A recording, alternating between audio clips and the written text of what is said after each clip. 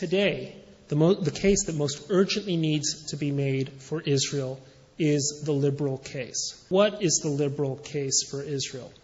I often go to college campuses where I address audiences very unlike this one, audiences of very young people, not all of them, or not even a majority of them Jewish, many of them non-committal about Israel, and many of them also hostile, at least in a kind of vague sense, but hostile to Israel. And I always put the following case to them. I ask them, these young kids, I say, how many of you are for gay rights? All hands go up. I say, great. How many of you think that gays should serve in the military, should be allowed to serve in the military openly? All hands go up. Terrific.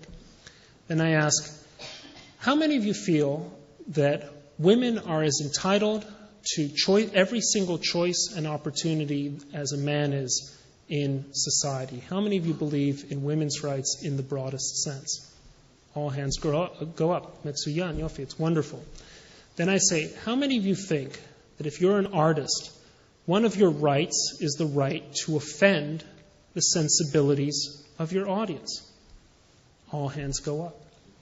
How many of you think that if you're a politician and you've committed a crime, say you've embezzled money, or say you've sexually harassed one of your employees, how many of you think that you should be prosecuted by the law, if necessary, through criminal charges? All hands go up. How many of you think that if you're accused of a crime, you have a right to a decent, impartial jury and judge and trial and appeal if necessary? All hands go up. How many of you are opposed to the death penalty? Most hands go up. Now, having laid all of that out, I turn to these kids and I say, terrific.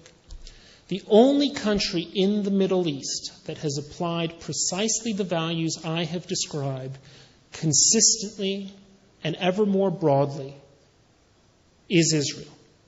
It is not Palestine, where gay Palestinians flee for their lives and wind up on the streets of South Tel Aviv. It is not Jordan or Egypt, where honor killings of women are endemic. It is not Iran, which has, after China, the highest execution rate in the world. It is not Egypt, which has lived under the emergency orders of a military regime for the past 28 years. The only country that espouses the values that you have just professed to me through your votes are your own is Israel.